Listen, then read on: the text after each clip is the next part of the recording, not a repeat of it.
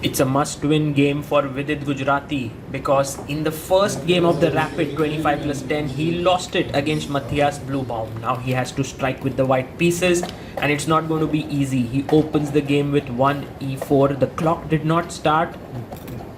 Somehow there's some issue. The arbiter comes in and starts the clock and off we are. There we go. e4 on the board, and now he plays the Karo Khan. Playing in must-win games is always tricky because if you do not choose your openings wisely, you can land up in some trouble. That's why Vidit taking his time here, plays knight to f3, d5, but now he's ready. He's out with the two knights here and bishop g4. h3 played, takes the knight, queen takes. A very solid setup here for black because notice what he's done. He's given up his dark squared bishop and then placed all his pawns on light squares. Vidit goes bishop to e2. And next, Matthias has to figure out which setup he's going to aim for. Will he play his bishop to g6 and g7? Or would he put his bishop out here? Would he put his knight on f6? Would his knight go on e7? So there are a lot of questions here. Bishop goes to c5 and Vidit plays queen g3 very quickly, attacking the g7 pawn. Now either you have to play g6, which weakens the dark squares a bit, or you have to play king f8, but he finds another way, bishop d4, and Vidit instantly goes d3. Knight comes out to e7 and bishop d1. Very interesting idea. You want to play your knight to e2 to hit this bishop. Bluebaum castles very quickly, so that now the g7 pawn is defended, and Vidit now plays his knight to e2, attacking the bishop. Now clearly you can't go here because this can lead to trapping, although knight f5 does exist. So but he goes to b6 and Vidit now plays c3. If he can get this setup, that would be quite good. Bishop c7 attacks the queen and f4 on the board. So Vidit has managed to get a position where he has good chances of playing for, a win here. Knight d7, he has space, he has the bishop pair, and this bishop which developed from f1 has gone to e2, d1 and c2 on this beautiful diagonal. a5 played. Matthias is trying to play on the queen side while Vidit goes on the king side. Castling would have been a natural move, but Vidit says in a must-win game, I need to start pushing my pawns. So he pushes h4 down the board, and now Bluebaum has to figure out what is the next way he's proceeding. Should he deal with what Vidit is doing on the king side, or should he continue his play on the queen side? Time-wise, Vidit has built up a 3-minute edge on the clock.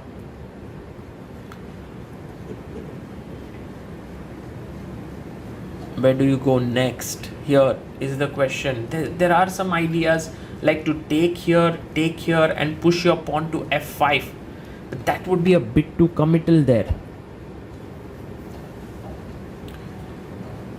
Long think by Matthias Bluebaum here. A natural way to continue would be to push his pawn to a4. If he manages to draw the game, he'll be through to the next round. He pushes his pawn to a4. It's the best move here. Now, will Vidit also continue his pawn push? He goes there and h6 played by Bluebaum. He wanted to stop the pawn, but now Vidit can push e5. Fantastic move, because if he manages to get d4, his bishop unleashes here, and then after moving the queen, he can go g4 and f5. So it's a great attack that can build up. Bluebaum has gone c5 and Vidit instantly plays d4 to open up his bishop, but f5 played. He wanted to close the bishop. If you take here, knight takes f6 is possible, and so here queen h3 is played, just moving the queen to the side and preparing the move g4. a3 played to attack the queen side, and Vidit goes pawn to b4. Maybe it was possible to just push b3 or even take the pawn, but b4 is also an interesting move.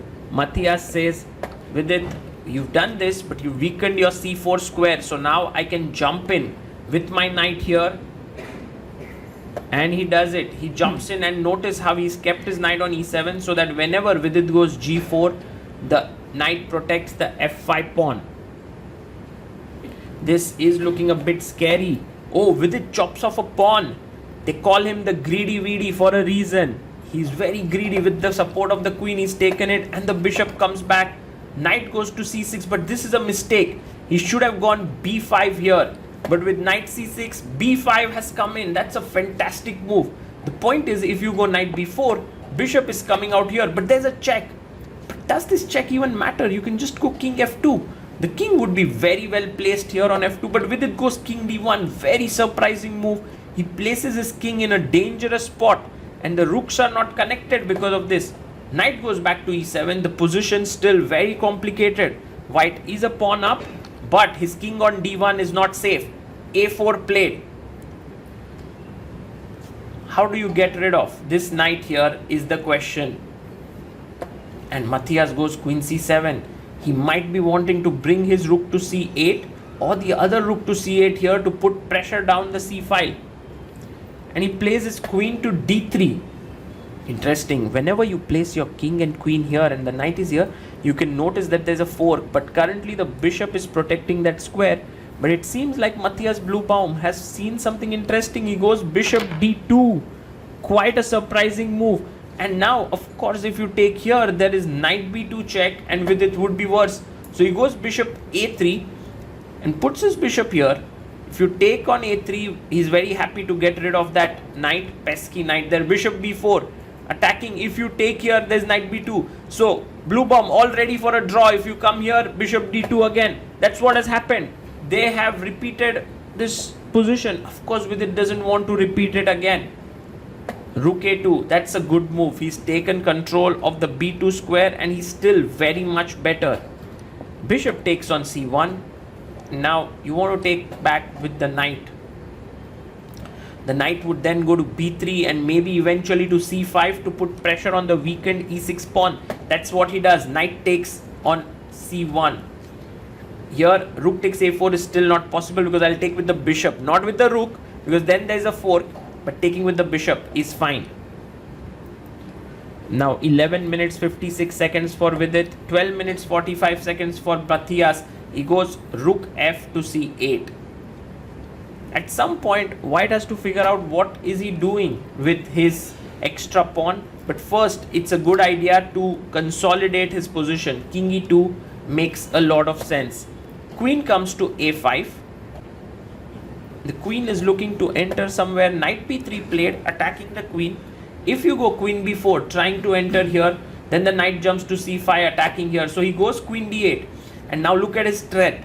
If you go something like, let's say, rook h3, then already rook a4 and knight b2 fork, and there's no way to save that rook on a4. So with it goes knight to c5, and he's attacking the e6 pawn. But here's another problem.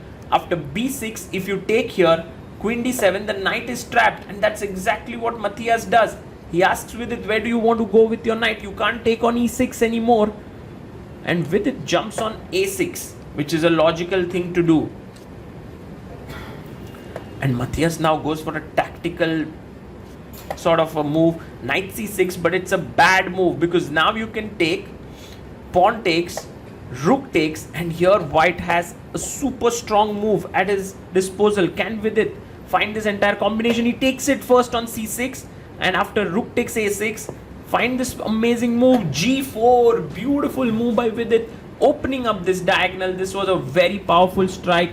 And now Matthias Bluebaum in big trouble. Rook takes, pawn takes on c6. Vidit's king is slightly weak on e2, but now the black king is the real target. It's getting under a lot of pressure, and you can see Bluebaum shaking his head there. He's unhappy with what has happened. E takes f5. The queen moves in. Queen is offered for a trade here. You can actually go h7 and then push your pawns to f5. Like in this way, the black king would not be able to survive. But instead, he goes queen d7, and he's attacking the rook and the pawn. And that is the point. Rook c8 played. Rook g1. Ooh, that is a classy move. You can't take the pawn here because g7 is a checkmate here on g7. So rook goes back to a8. And now all that Vidit has to do is some care has to be taken. He can pick up this pawn on d5, which he does with a check, king h8, and maybe just come in here to threaten a mate in one. Yes, queen e4, queen g8. But now how do you put more pressure on your opponent? The only thing you have to be careful of is that your king is slightly exposed. So first he goes rook a1, planning to double down on the g file, rook g6 and rook g1. Rook comes to a7, and I think it's time to move in. With 2 minutes on the clock, Vidit is firmly in control. If he wins this game, he enforces the next tie breaks, that is time control of 10 plus 10.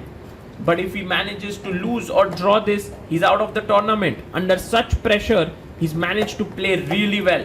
Rook g1 is a great move, because if you play knight e5 to unleash an attack on the bishop on c2, which is what is done, Vidit has a very special move here. Let's see if you can find it. It's white to play. What do you do here? Yes, rook takes h6, g takes h6, and now you can chop off the queen, which is a very good move. King takes, and now many ways to win here. You can take the knight, that queen versus rook endgame is winning, or you can even give a check here. He gives a check, knight goes back, and then queen goes to g7, g6, king f8, and queen takes on b6. Of course, with it taking away all the pawns, now he's 3 pawns up in this position, and he is doing fantastically well. Matthias Bluebaum has to continue playing. He has to look for chances, because in the World Cup, with all the pressure, players do tend to go wrong. But if Vidit makes all his moves logically, he should be on course to victory. He goes queen b4 check, attacking here.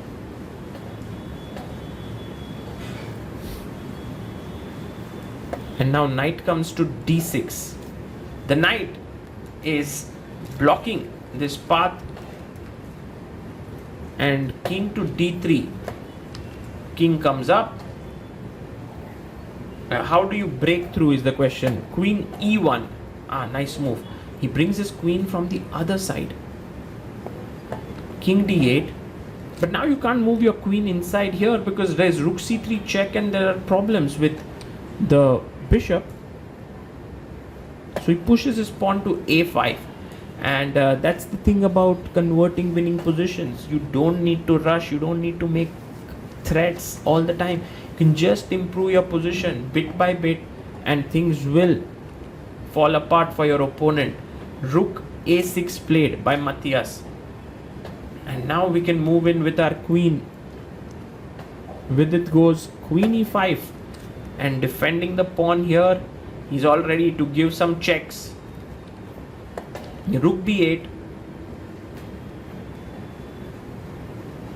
and maybe now bishop c4, because if the knight takes here, the b8 rook is hanging, so that's a little threat there.